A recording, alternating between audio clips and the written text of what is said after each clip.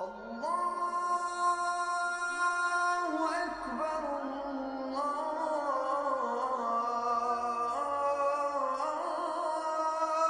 أكبر. Bismillah ar-Rahman ar-Rahim, la paix soit sur vous.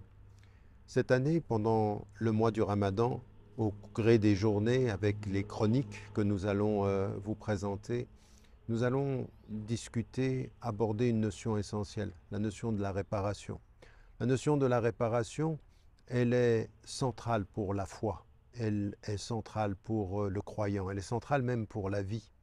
Finalement, ce qu'il faut que nous comprenions, c'est que notre vie est comme un pèlerinage. Nous naissons dans l'innocence, nous naissons dans la lumière divine, et puis au gré de la vie, au gré du temps qui passe, eh bien, nous perdons, nous nous blessons, nous nous séparons, nous vivons des difficultés, des blessures, nous faisons des fautes. Et toute notre vie va consister à travailler, à nous réconcilier, à nous rappeler, à revenir à l'essentiel. Ce qui nous est dit d'ailleurs dans le Coran, لَقَدْ خَلَقْنَا الْإِنسَانَ فِي أَحْسَنِ تَقْوِيمٍ. Nous avons certes créé l'homme de la meilleure des façons, avec la meilleure des formes. ثُمَّ رَدَدْنَاهُ أَسْفَلَ سَافِلِينَ. Et puis nous l'avons fait, nous l'avons dégradé, nous l'avons mis dans une situation qui était celle de la perte, la diminution. Ce travail, cette réalité de ce que nous fûmes quand nous étions enfants, de ce que nous fûmes au début de la création, elle est à la fois toute l'histoire de l'humanité et l'histoire de chaque être humain.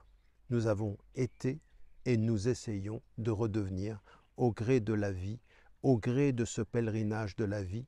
Nous revenons à l'innocence, nous revenons à la pureté, nous revenons à la présence au fond, nous revenons à Dieu.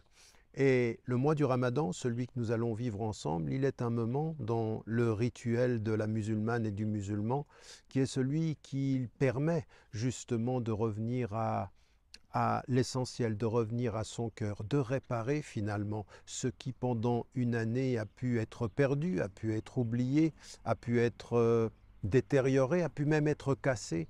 Le mois du Ramadan est un mois de réparation, comme l'est la prière, comme le sont tous les rites, mais comme finalement est le quotidien de chaque femme, de chaque homme qui essaye de se souvenir, d'essaye de revenir à Dieu, qui essaye de revenir à soi-même. Cette introspection, elle est une réparation, elle est une réforme, elle est le sens premier de tazkiyatin nafs, la purification de l'être.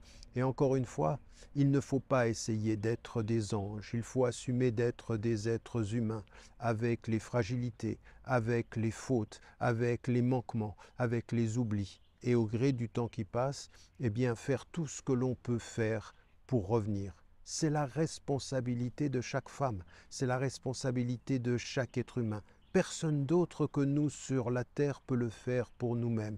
Et donc ça nous renvoie à notre responsabilité, ça nous renvoie à notre engagement vis-à-vis de nous-mêmes, dans la lumière de ce que Dieu nous demande et vis-à-vis des êtres humains qui sont autour de nous. Au bout du compte, ce qui nous est demandé, c'est d'être pour soi-même, sur la terre et pour les autres, devant Dieu et avec l'humanité, un être qui apporte un supplément d'âme, qui est un réparateur, qui est un réformateur. Changer son cœur et changer le monde.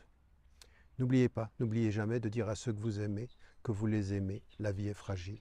لا